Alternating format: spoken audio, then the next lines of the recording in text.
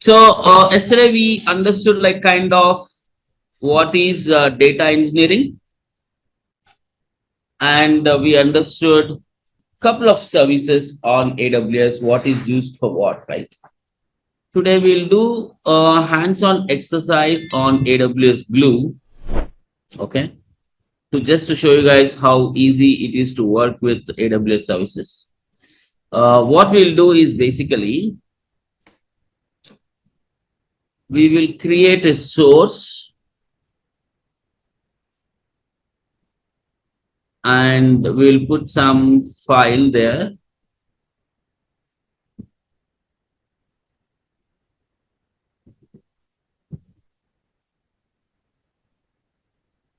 We will do a transformation. After the transformation, we'll also create a target and we will load the file into the target. So that means basically by using Glue, we will do a ETL operation. So for ETL operation, I need to have a source file. I need to mention what is the changes that it has to make to the data. And then we need to load that into a target file. Okay. So we will see this, and then I'll also walk you through the console of data brew. And before that, for people who are very new to AWS, I'll walk you through walkthrough of AWS console. Okay, that's the agenda for today. It's going to be very interesting. You'll be able to see good stuff. It's a good learning experience you'll go through for next 1 hour. All right, guys. So now let's say I'm going to AWS console. You see on the top there is sign into console. This is where you sign into AWS console. Okay, now this is how your screen will appear once you log into the AWS. You can also create your own dashboard to pin the most used services for you. Okay, so now if you see on the left, okay, you see these are the regions where AWS is located. That means AWS has data centers across all these locations. They have in Virginia, Ohio, California, Django, Mumbai. So they are AWS data centers are spread across the world. So now let's say if I say North Virginia is one region. In a region there is availability zones. In availability zones there are data centers. So that is how the infrastructure is spread for AWS. So now once we start our classes, we'll understand in depth about what is a data center, what is an availability zone, why do we need data center, why do we need availability zone, and what is a region, how they are connected. We'll learn all that stuff. Okay. So now if you see there's a small icon here. So if you want to run any command line, okay, if you want to work with command line with a shell, you don't need to have a server and install AWS command line on that. You can directly run the commands from here itself. Okay. If you see actions, you can upload a file. That means you already have a code file. Now you want to upload the code file. So you can directly upload the file from here. Okay. Similarly, you can also download a file by just clicking on download a file. So basically this shell is for your work with command line. So now you see here, there is something called as support. Now let's say you are struck with something, you're not able to get the resolution on, let's say, some services on AWS Glue or AWS Data Pipeline, etc. etc. Now what you can do is that you can reach AWS support from here. So when you guys join a job, right, every company they are tied up with support like silver, bronze, gold, platinum, something like that. So now if you click on the support, you can raise a ticket with them and one of the AWS agent would be on call with you, helping you to solve the issue. Okay, that is how you reach AWS. Now if you see on the left, there is something called as services. Now these are the different categories of services that AWS supports. Okay, now if you see here, services related to analytics. Now these are all the services related to analytics like Athena, data exchange, data firehouse. This is like Kinesis, data pipeline, EMR, okay, AWS Glue, AWS Glue Data Brew, Kinesis, Lake Formation. Okay, yesterday we have Redshift, couple of things that we have discussed. Now let's say if you want to deploy a code, see these are the different options that we have. Databases, these are the different databases. So now AWS have all these services. It is up to us how we architect our solution. Okay. So now our agenda is that we will see how to work with AWS Glue. Okay. So now if I want to work with us, if I don't know where the service is, all that I need to do is that I can come here and type in AWS Glue and you will be able to see AWS Glue related services. Now let's say I click on AWS Glue here. On the left, you can see getting started. There'll be some documentation. You can go through that. You can see if there is any jobs over there. If I click on ETL jobs, you see there is no jobs here. Okay. So we'll run through this. So now if you see the main category here on the right, you see there is visual ETL. That means you can visually see what are the changes that is happening. You can see if you want to run a PySpark code, you can run that with the notebook here. Okay, we will see how to create a notebook in few minutes. And you see there's something called a script editor. If you want to write run any scripts, you also have a script editor. So all right, now if you click on this, some example jobs which are already there, you guys can if you practice, you guys can go through that, but I'll show you some simple visual ETL. So now I want to start this job from the scratch. So click on this visual ETL. Okay, now if you see there is something called as nodes. Okay, so this, if I want to add S3, this is nothing but a node. If I want to select Kinesis, this is nothing but a node. So that is what is a node.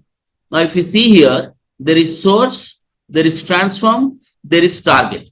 In simple words, we can say source is like extraction, transform is transform, target is load. So extract, transform, and load. Okay.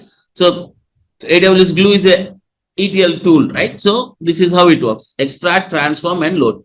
So now where I can extract the data from? Let's see, you can extract the data from AWS data catalog. You can extract the data from Amazon S3 or a Kinesis. That means you can connect the Kinesis to AWS Glue. AWS Glue. Yeah.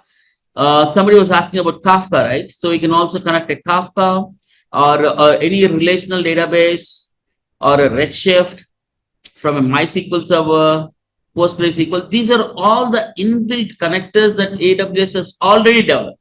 Now, let's say your data is there on Snowflake. You can still connect that to AWS Glue and do transformations. Same thing with AWS Google BigQuery. Google BigQuery is a data warehouse service on Google, like Redshift on AWS. Okay. And the other services like Azure SQL, HANA, MongoDB, etc., etc. These are the different connectors that is already there. Now, let's say if you're going to manage connections, okay, there is also some other connections, or you can create your custom connector. If your source is not in the listed ones, you can create your custom connectors as well. Okay. So these are the sources that are available. Now let's say I want to put my data on AWS S3. Let's say I have my source on AWS S3. So I'm selecting AWS S3. Now, what is AWS S3? AWS S3 is a service on Amazon to store any kind of data, be it structured, unstructured, or semi-structured. It stores data in the form of objects. Now, let me go to AWS S3 console. I'll show you how to create buckets.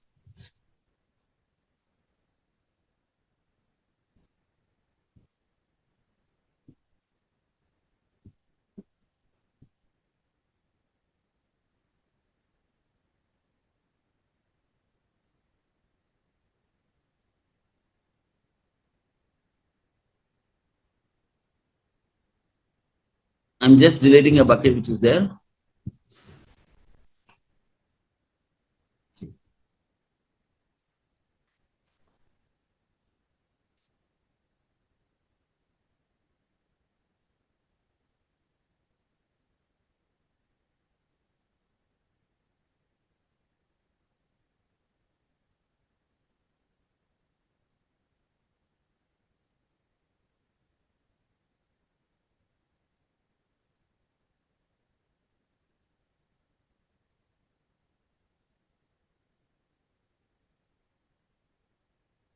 Okay, I have to empty the objects.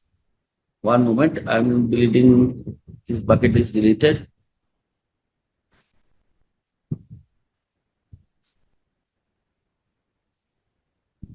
Let me delete this also.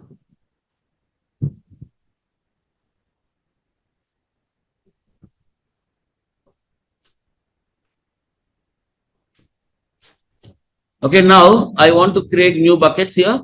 Let's say, so how I went here, I'll show you guys one more time. Okay, you can search for storage. Now you see there's an option called as S3.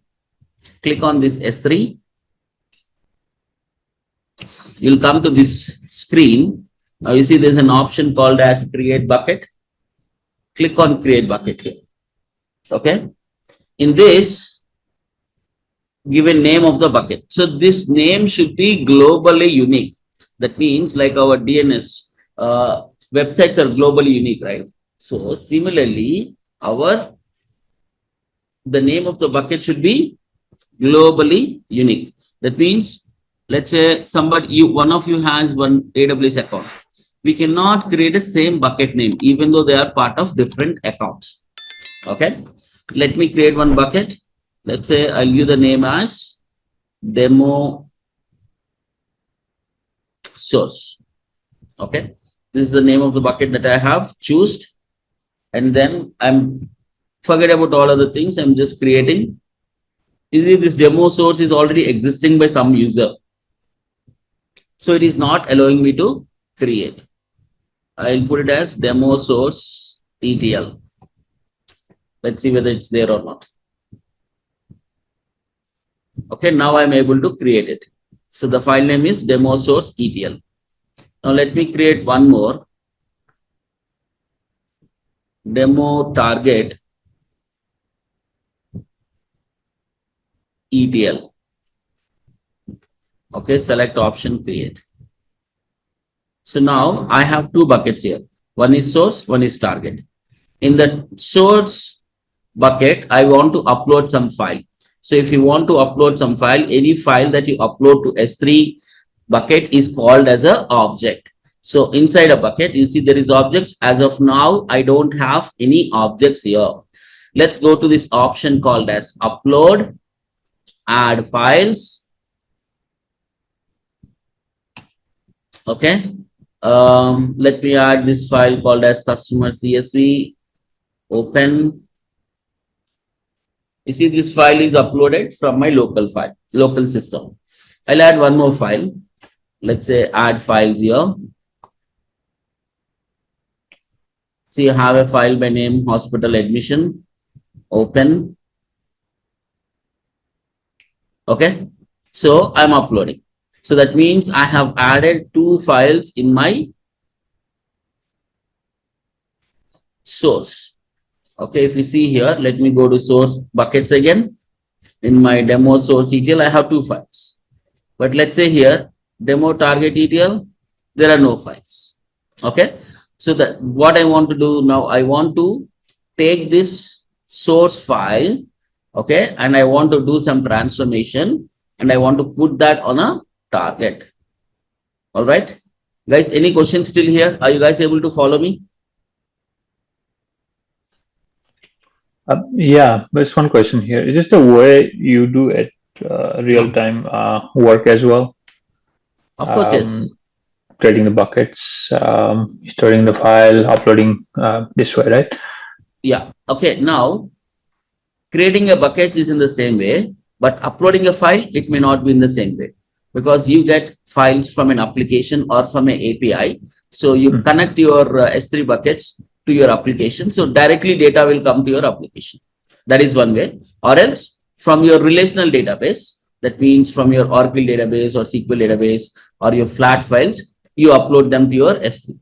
There are multiple ways how you get data to your S3. It may not be, this is not the only way that I'm showing it. Okay, but for our use case here, to do the hands-on exercise, we need to have some files on S3, right? So I manually put the files to the S3. Okay. But so one question, on the same thing, do we need to have any external software or anything, or anything we having for scheduling also here? Let's say whatever you take, right? Oracle database or some application data, we can schedule the jobs here, or it should be We something can else. schedule the jobs. We can also schedule the Yeah. jobs. So to get the Okay. data from, let's say, other sources, we can also use a Yeah. data pipeline, or we can also use Kinesis. Let's say if I'm using Oh, okay. Kinesis, I can get the data from a lot of sources. Let's say Twitter. From Twitter, I can directly get the data to S3. So once data Okay. comes to the S3, I want a glue job to run. We can also do that. Oh, okay. Okay. Thank All you. right. So now what we have done is that we have uh, prepared data files for our source.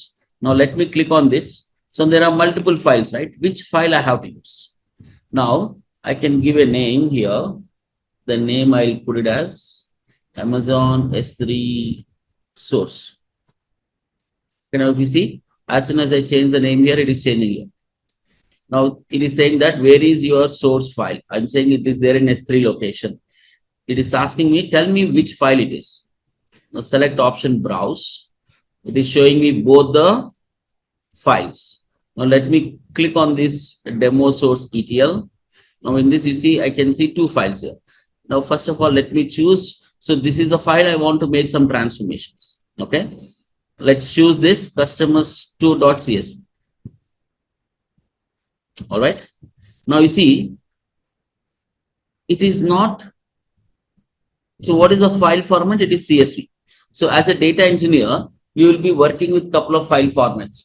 One is CSV, one is Parquet, TSV, Avro, ORC, JSON. These are the different file formats. So in the class, we'll come to know what are these file formats in detail. So here the file format is CSV. CSV stands for comma separated values. Now, it is not detecting schema, right? If I select this option infer schema, it will automatically detect the schema. You see, understood that it is a CSV file and it has detected the schema. Okay. Now, you see on the left. So now what is the data is there in this file? I'm not able to see, right? But we can also see what is the data in this file by choosing some role. Okay, I have already created this role. A role is a permission between two services to access each other. Okay, so that means now AWS S3 is one service on AWS. AWS Glue is one service on AWS. Now, Glue should have permissions to access the file on S3. So, in that scenario, what we need to create is something called as a role. That means if two services has to access each other, then we need to have a role. Okay, so this role is starting. Let me tell you guys that one again.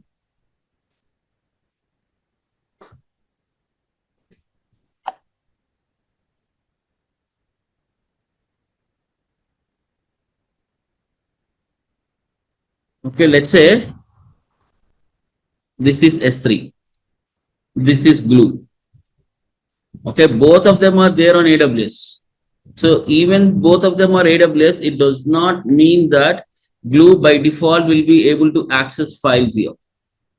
Okay, if it is users, we create a user, we give a permission to a user so that the user will be able to get access to S3, right? But in case this is one service on AWS, this is one service on AWS, right? Now, if Glue has to access files on S3, we have to create something called as a role. Okay. So I already have created a role and given S3 permissions for that particular role. So now Glue will be able to access the files which are there on AWS S3. Now you see this is trying to see what is the data here. Now if you see the output schema, you can see the file has columns like ID, name, age, address, city, state, email, etc. Okay. Now data preview. So it is trying to show the data. Just give it a minute. We'll be able to see the data here.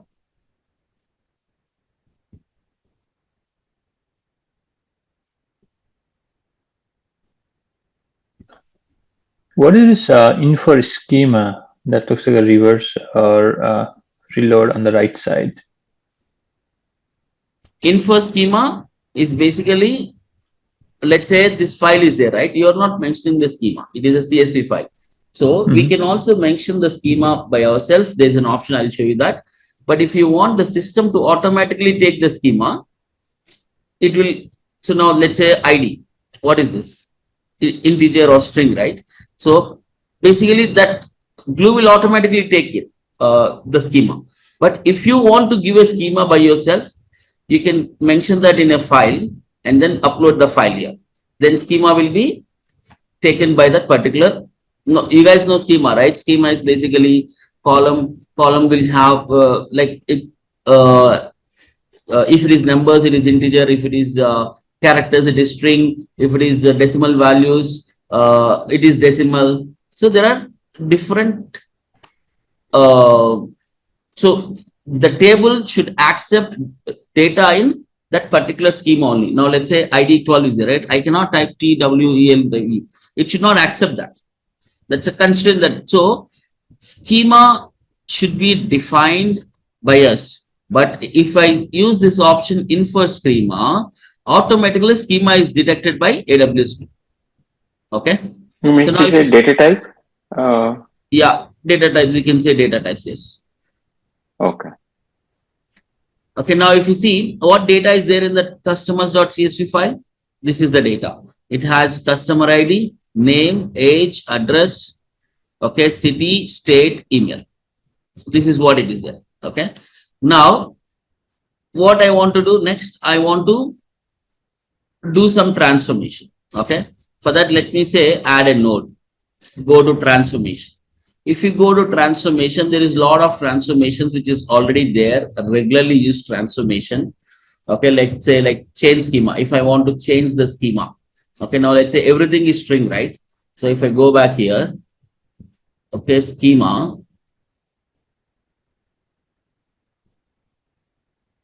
If you see output schema, you see everything is string. If I want to change the ID to integer, if I want to change the name to something else, if I want to change the age to integer, right? We can change that. Okay, change schema, join. If I want to run a SQL query, okay, to run this now.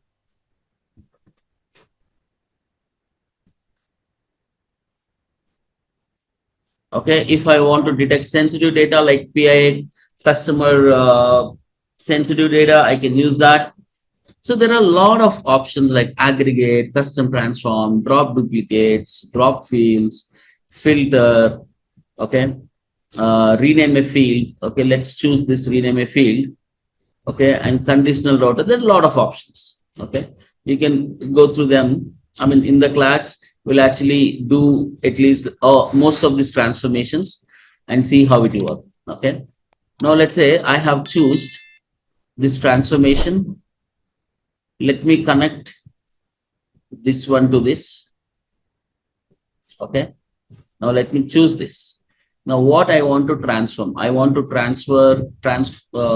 I want to rename some field. Okay.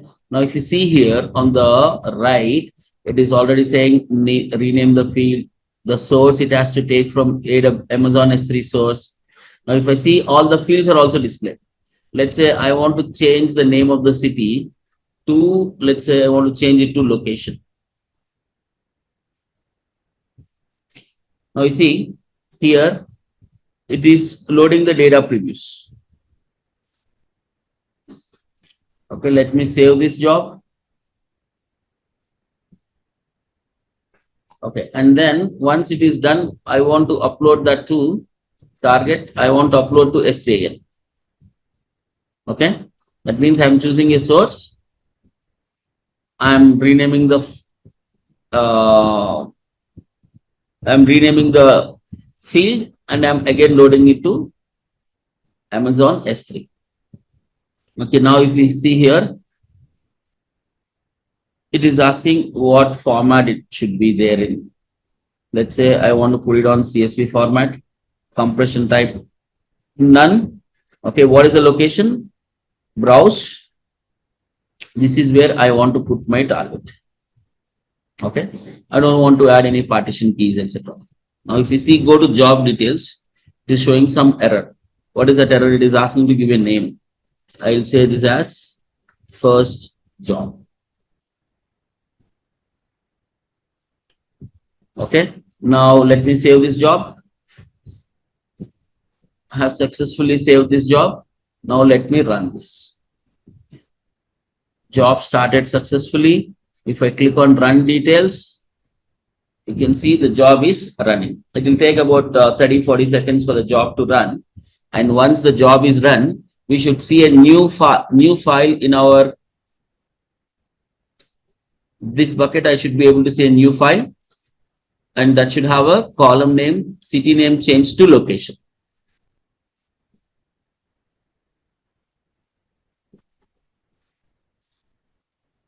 Still running. Just give me a moment while this runs. Let me grab some water.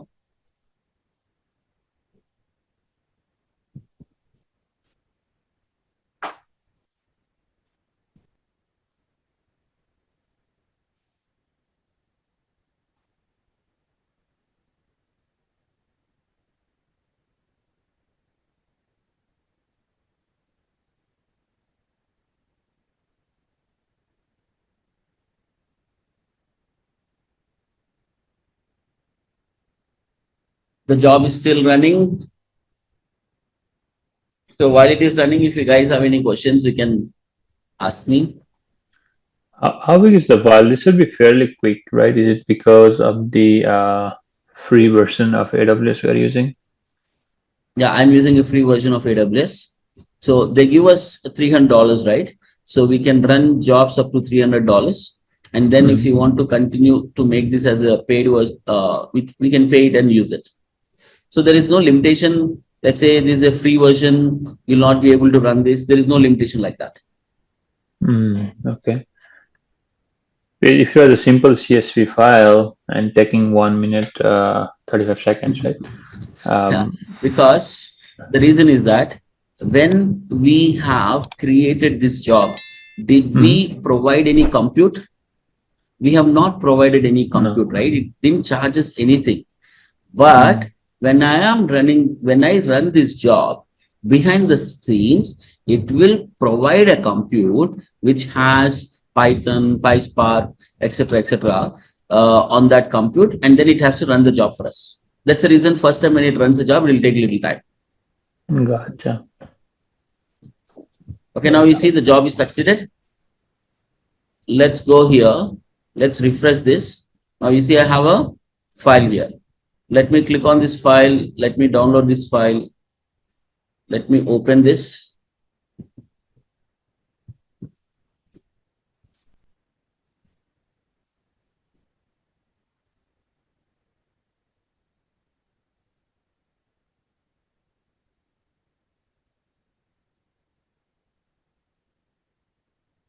And it is still sitting. Didn't I change that?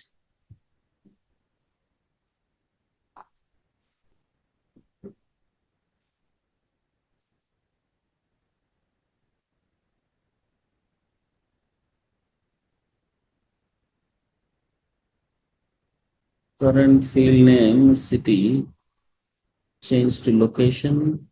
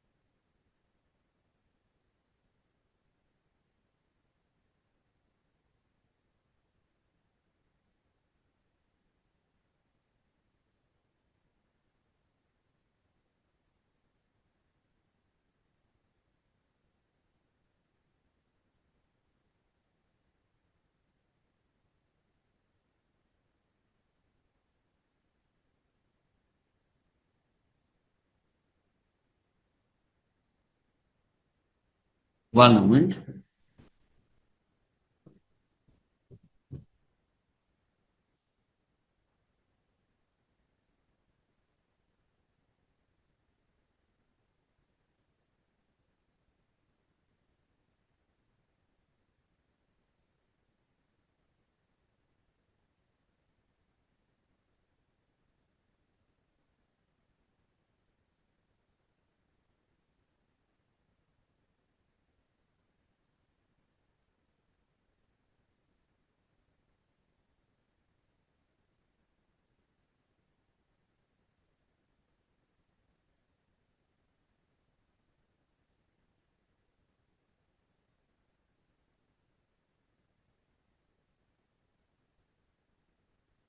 We already ran this job.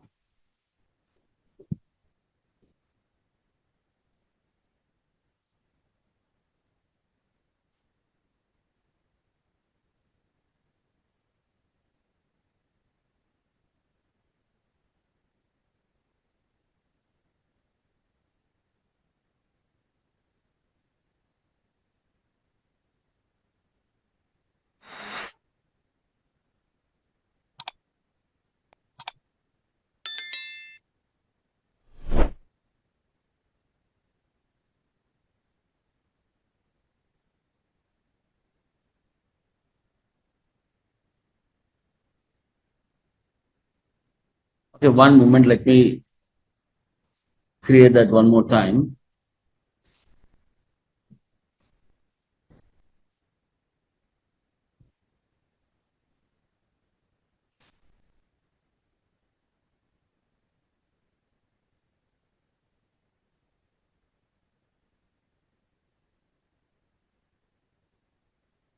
Let's go to Visual ETL, S3.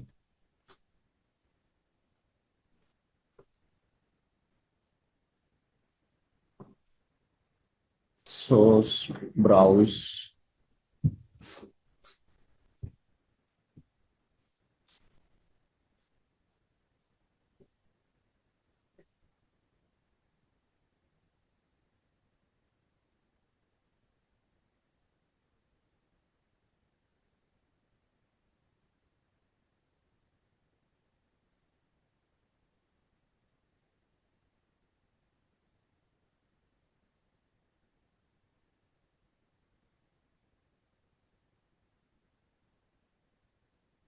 This time, let's take a different transformation like select fields. This is like a select statement. ID, name, age, state. Okay. A node, target.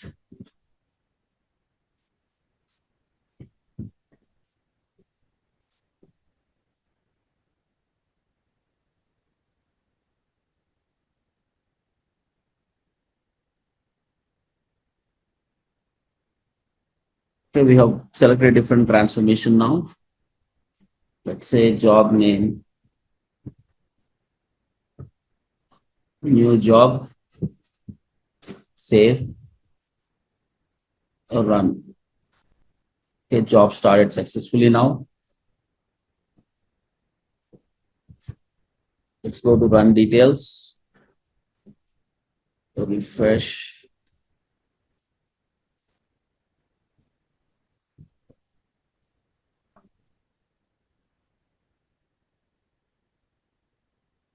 We can go into the job details also. It will show us the complete details like what is IM role, what type of job it is running, what is the version, what language it is using.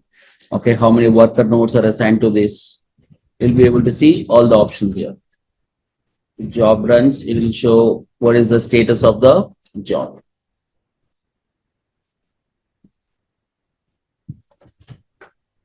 Let's wait for a moment here.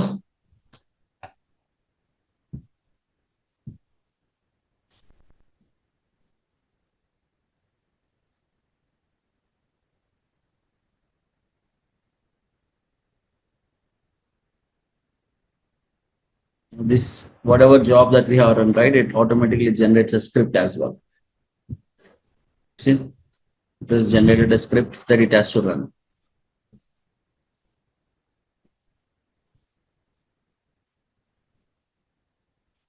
Now, if somebody have asked about schedule, right?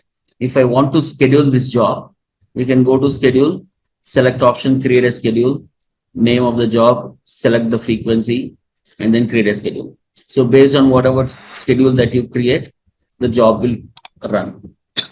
And let's say this job, we want to connect to our repository, like a GitHub repository or AWS code commit or GitLab, Bitbucket. It supports only these 4 repositories as of now. We can connect to that.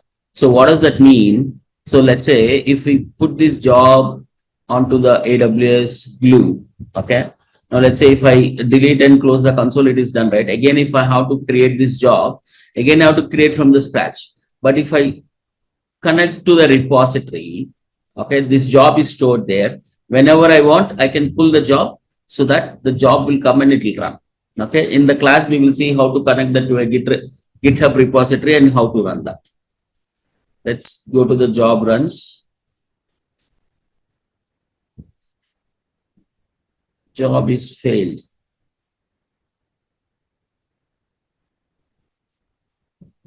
Okay, but contains no column names. Okay.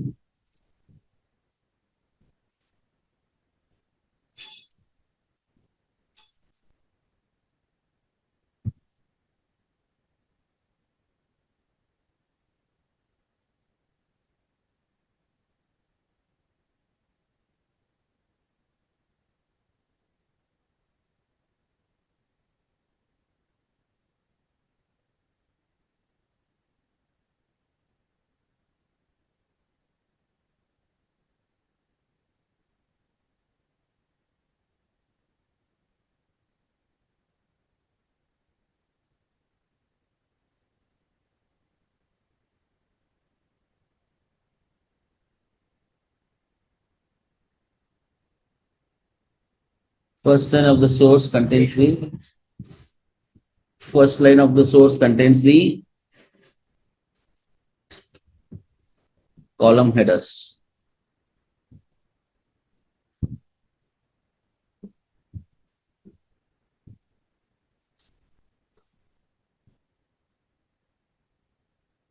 Okay. So this has to be checked and this is checked.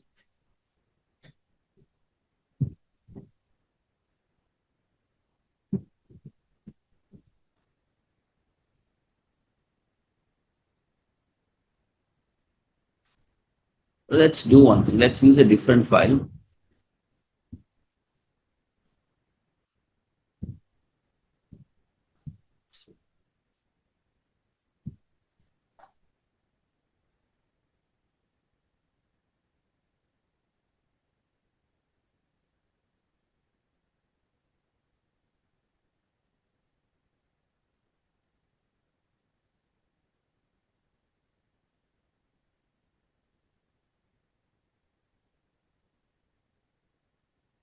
Data preview will always be a little slow.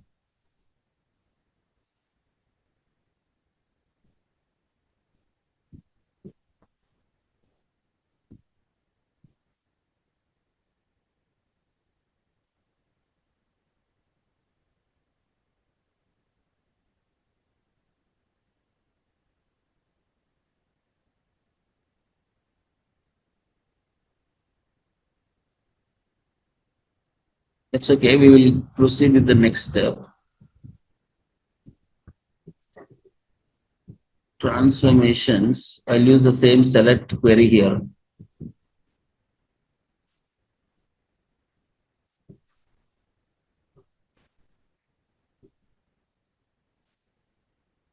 Just selecting 3 columns.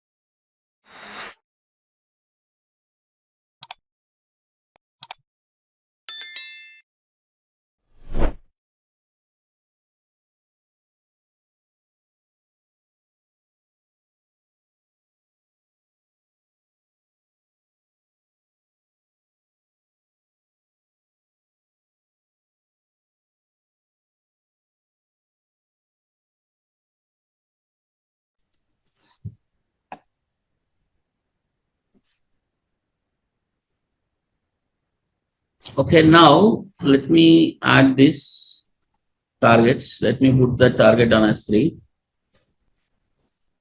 Select fields transform. Okay. Want in CSV format.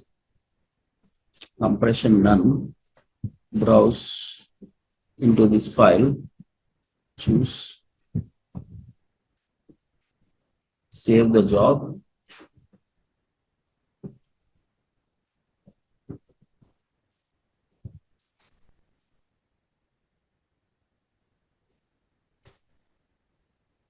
I have given all the options. Let's check now. Run.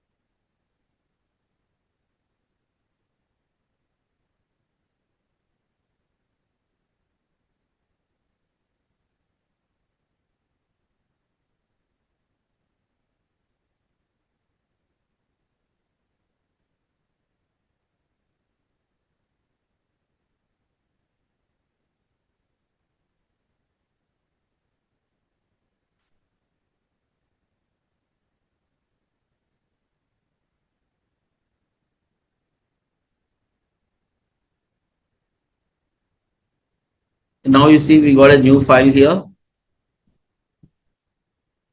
Let me click on that. Hopefully transformations must have been done on this.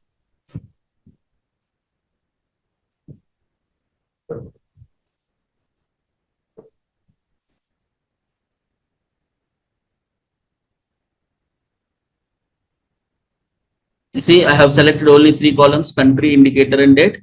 Only 3 columns has come here. Okay.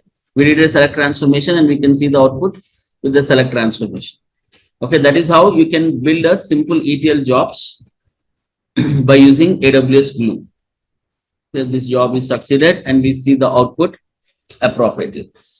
I don't know, the other file must have some problem. I'll look into that. Okay. So basic idea is that I want to show you guys how to load the data, transform the data, and how to extract, transform, and load the data by using AWS Glue. Okay. So let me quickly show you guys data brew. So that is also ETL, which is codeless. Okay. I just have another 6 to 7 minutes. I have another session at 8:30. Let me quickly do this. So now AWS Data Brew, first of all, you need to create a project. Project name, let's say a new project. Okay, we have to create something called as data sets before we create a project. Let's say I'll say new data set name, new data set. Okay, let's say my data set is there in Amazon S3. Your data set could be any of these things.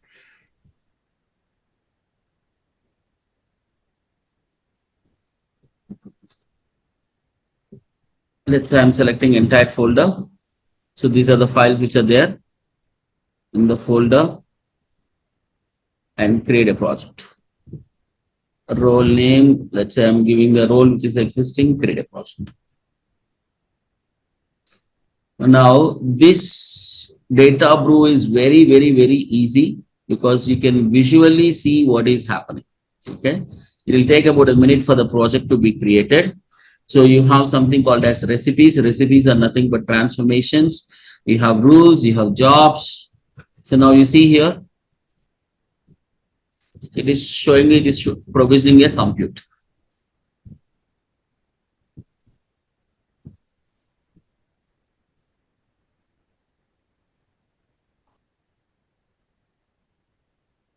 You see on the top, this, if you want to do a filter transformation, if you want to do a sort transformation, if you want to do transformations on column, okay, format, clean, extract, to work with missing values, duplicates, outliers, split, merge. So there are a lot of functions. You can write your own function. You can write conditions. Okay, so this is if somebody knows something like a data prep on GCP or Azure Data Factory, this is something similar to that. Visually, you can do all the transformations even without writing one line of code also.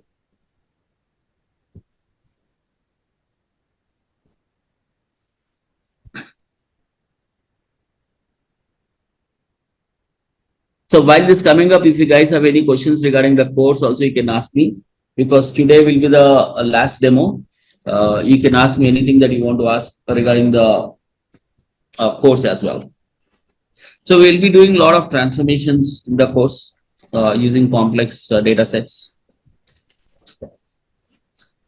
The syllabus is going to be the same as we discussed yesterday, right? And then you can include if any topics that are missing on there, right?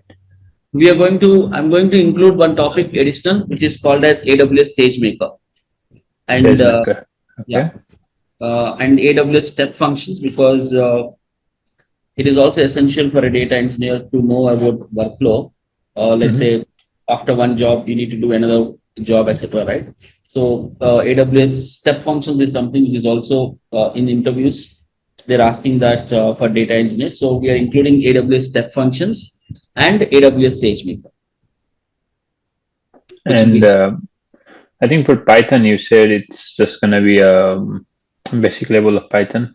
Yes, correct. That's sufficient. Yeah. That's actually, that's a prerequisite. We'll just have some refresher classes on Python. And did you talk about MongoDB yesterday? If we're gonna cover that or no? No SQL database. We don't cover MongoDB. We cover DynamoDB, which is similar to MongoDB. DynamoDB. Okay. Yeah. And the duration of this course is going to be, you said 45 days, right? 1 hour 45 a sessions. Day. 90 minutes a day. 90 minutes a day, 1.5 hours. Okay. Yeah. Okay. And any weekend sessions you conduct or no? No, we have a different weekend classes. So this class will be only weekday class. Just a weekday class. Okay. Yeah. Weekday, you mean Monday through Friday or Sunday through? Monday to Friday. Monday to Friday. Okay. Yeah. Actually, it is not Monday to Friday. It is only 4 days in a week. 4 days in a week. Okay. Okay. So because I actually teach little faster, so you'll have a lot of stuff to practice.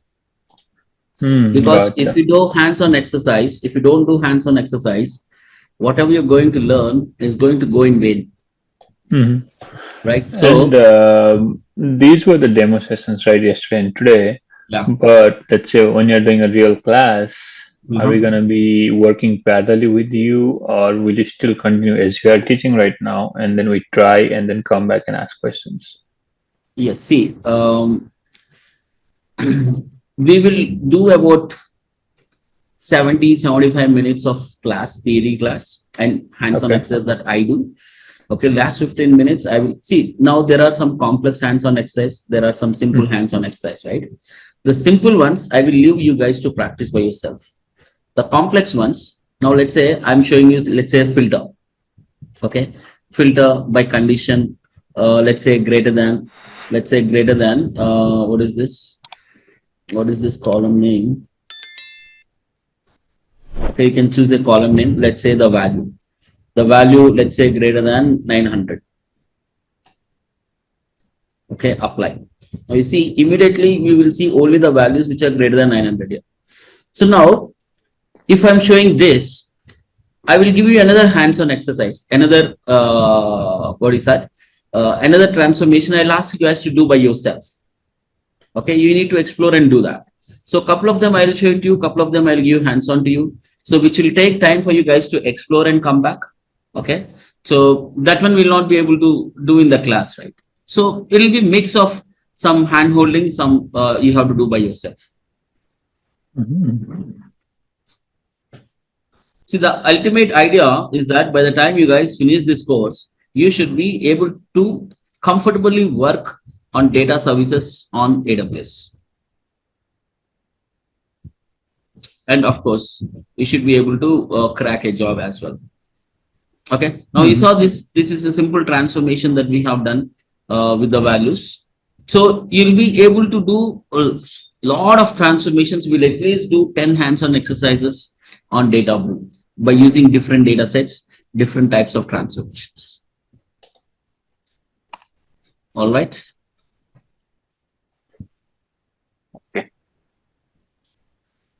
Okay, I'm sorry I'm getting late for another session. That's all I have for today's session. If you guys, I'll be able to take questions if you guys have any other questions. No, we are good for today. So the same time, right? Every day we will continue at the same That time. one you can get in touch with Kalyan. Kalyan will be able to guide you better on that. Okay. All right. It's pleasure Okay, then. knowing you guys. Okay. I wish you guys great careers ahead. All the best. Take care. Okay. Thank you. Thank you very much.